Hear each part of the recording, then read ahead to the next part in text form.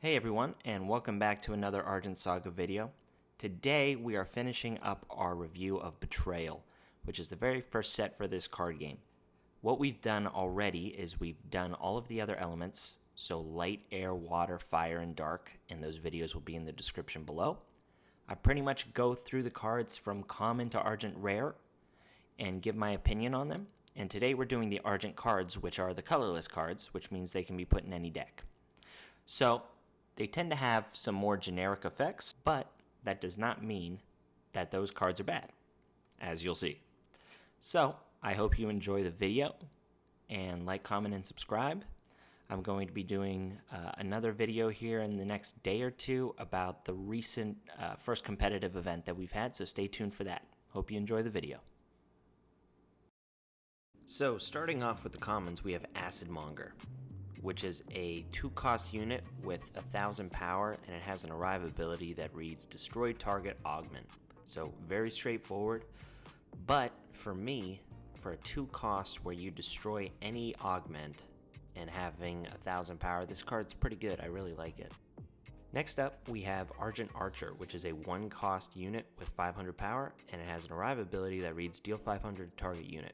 So pretty straightforward, but I don't think it's worth the deck space. It's not bad, but I think you have better cards to put instead of this guy.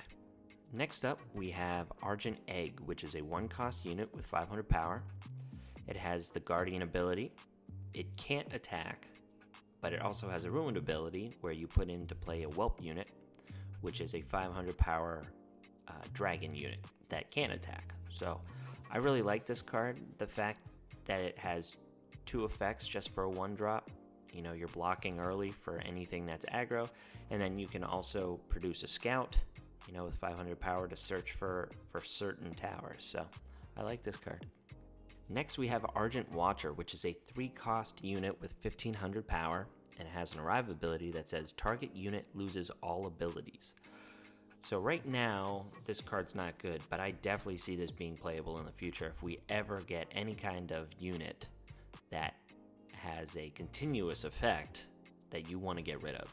So right now, this card doesn't really serve a purpose, but in the future, definitely watch out for this one.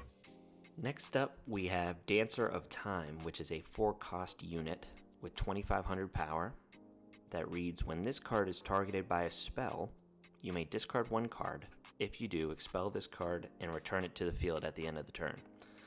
So this is a really cool effect. The fact that it can kind of dodge things at a cost of a card. Kind of neat, but I don't think it's worth it, to be honest, to discard a card and bring this back. It might be okay late game to guarantee attacks at towers, but I don't know. I don't see this serving a purpose right now. Next up, we have Novice Protector, which is a 1-cost unit with 500 power, and it simply has the Guardian ability. So this card is completely outclassed by Argent Egg. Don't even look at it. Play Argent Egg if you want to. Next up, we have Savage Mystic, which is a 2-cost unit with 1,000 power, and it reads, once per turn when you cast a spell, deal 1,000 to target unit. So I actually really like this card, especially in blue, where you're casting spells a lot to deal a free 1,000. 1,000 power for a 2-drop isn't ideal, but still, the effect makes up for it, so I really like this card. I think it's a decent tech in blue. So next we have Secret Project Era, which is a 4-cost unit with 2,500 power, and it says your units adjacent to this card cannot be targeted by spells or abilities. So it's a good effect. I think for a 4-cost, it's somewhat expensive for that effect, where we've seen some cards like this, but based on the element that you're playing. It's not bad, but again, I don't know if it's worth it, so it seems to be a common theme so far with these Argent commons. Next we have Statue of the Argent Tower, which is a 2-cost augment that has an arrive ability that reads draw 1 card. And then it also says sacrifice this card, shuffle up to 3 target units from your discard zone into your deck. So this card is pretty neat. The fact that it replaces itself whenever you play it, so you get to draw a card. And then you can sacrifice it to shuffle things back into the deck is kind of cool. The one card I'm thinking of right now is Golem of Devourment, which is a dark card. It's a guardian that whenever it's ruined, it searches for more copies, so you want to shuffle those back into the deck. So that's the one thing that I can think of right now. But overall, good card. I like it. Our last common is Transfiguration Master, which is a 4-cost unit with 2,000 power, and it has an arrive ability that reads expel target unit, and if you do, roll a die. If the result is even, the owner of the expelled unit gets a hulking mech unit token with 4,000 power. If the result is odd, the owner of the expelled unit gets a sulking mech unit, which is a unit with 1,000 power. So I actually really like this card. I know if you roll an even number and you give them a 4,000 power unit, that will stink. But at the same time, the fact that this guarantees you to expel a unit is really good. And I'm going to have a future video that talks about a combo that already exists within this game where this is an answer to it. So this card is good in my opinion. So next we're going to move on to the rares, and the rares for the Argents are all these special shards. Now these shards revolve around the spirit cards. So if your spirit is not the color that the shard specifically requests, it comes into play exhausted. So basically you run 3 of these special shards based on the spirit you have. So our first one is Cryptic Crystal, which is a special shard, and it reads, if your spirit isn't water, this card comes into play exhausted. So if you have a water spirit, you'll run this. You can exhaust it and produce 1, just like a normal shard, but it also has an arrive ability where you look at the top 2 cards of your deck and put them back in any order. So you get a special effect whenever this is played from your shard deck, where you'll just get to look at the top 2 cards of your deck and put them back. So, good card. All of these shards are going to be good based on whatever element you run, but I just wanted to go through them. Next is Hallowed Crystal, which is the special shard for light. So if your spirit isn't light, it comes into play exhausted. You can exhaust and produce 1, or you can exhaust, pay 1, and then a target unit with Guardian gets plus 500 this turn. So you can boost up your units that have the Guardian effect with this special shard. Next we have Nightmare Crystal, which is the special shard for dark. So if your spirit isn't dark, it comes into play exhausted. You can exhaust, produce 1, or you can exhaust and send the top card of your deck to the discard zone. Next we have Wyvern Crystal, which is the special shard for fire. So if your spirit isn't fire, it comes into play exhausted. You can exhaust and produce 1, or it has an arrive ability that says add target dragon unit from your discard zone to your hand, and if you do, discard 1 card from your hand. Again, also very good. No reason not to run 3 of these, depending on your spirit. And our last shard is Zephyr Crystal, which is the special shard for air. So if your spirit is in air, comes into play exhausted, you can exhaust and produce 1, or you can exhaust and pay 2 and destroy a target augment. So this one's the most versatile, in my opinion, but it's also the most costly. So now moving on to the super rares. The first one we have is Amorphagus, which is a 5-cost unit with 2,500 power, and it has the Guardian ability, and it also has a Ruined ability that puts a 1,000 power Guardian unit into play whenever it's ruined. I mean, producing 2 Guardian units is really good, but for a 5-cost, I think this is probably a little too pricey. Not a bad card, but I think just too expensive. So next up we have Silver Watchwoman, which is a 4-cost unit with 2,000 power. Has an arrive ability that says place 2 counters on this card, remove a counter from this card, choose 1. This card gains quickness, this card gains target attack, or prevent the next damage that would be dealt to it this turn. So this card's really good. It has multi-purposes depending on the turn, so you can pick and choose what you need. I like that. One thing to note though is the arrive ability to place 2 counters on it. It's a trigger effect, so your opponent can put something on the stack on top of it to try and destroy it before it gets the counters, so you can't chain to it and prevent that damage. So if your opponent knows what he's doing, it actually can be cleared fairly easy, but still doesn't take anything away from the card. It's still really good.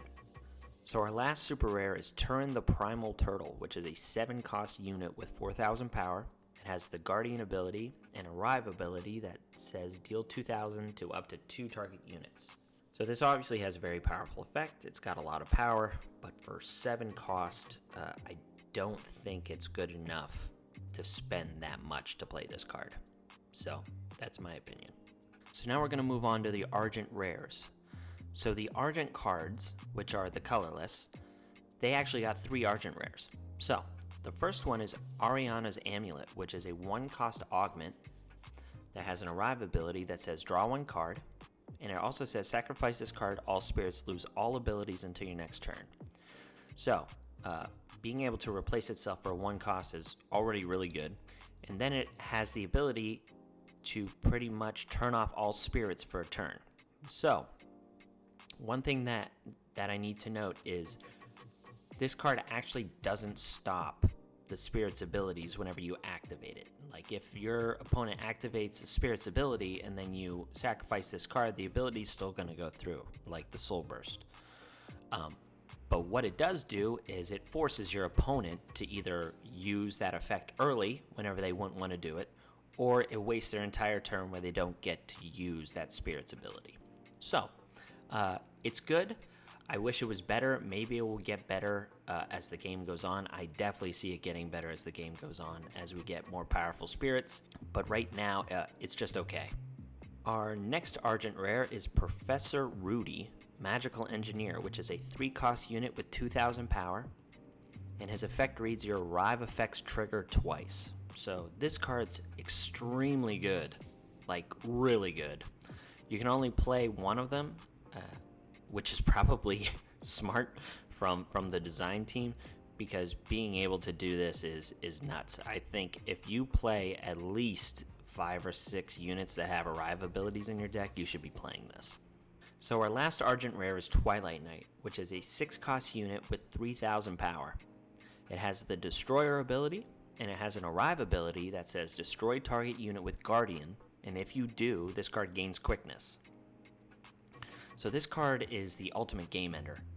It's got all of the right tools to do it. You're destroying Guardians, which block your attacks. If you do that, it gains quickness, so it can attack that turn, and it attacks 2 towers. So this card's great. It's expensive, but it has all the right tools to pretty much garner that cost. And I think this card can be played in any deck. So with today's video concluding, we actually wrap up our entire review of the first set, which is Betrayal. I've had a lot of fun doing this. If you haven't seen my other videos, please check the description below. I have the 5 other videos down there where I review all of the elements, pretty much like I did here, from Common to Argent Rare. I hope you enjoy those. I hope you've enjoyed this content so far. Going forward, I'm going to be discussing the competitive scene. I'm going to be discussing some combos that have been used early on in the competitive scene. I'm going to try and give you guys some gameplay. I might have a video to explain the game. I've had some people tell me that they still don't fully understand the game, so whenever I'm reviewing the cards, it doesn't make a whole lot of sense. So maybe I'll do that. But I just want you guys to stay tuned. I'm going to try and bring you at least 2 videos a week going forward. So I hope you stay tuned for that.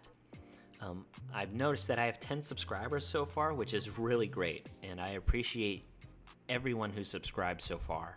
And I hope you stay tuned for the future, where I hope to bring great content to you guys. And if I ever do any kind of giveaway, trust me, you guys will not be forgotten, especially you first 10 early subscribers. So thank you very much again, and like, comment, subscribe, and stay tuned for more great content.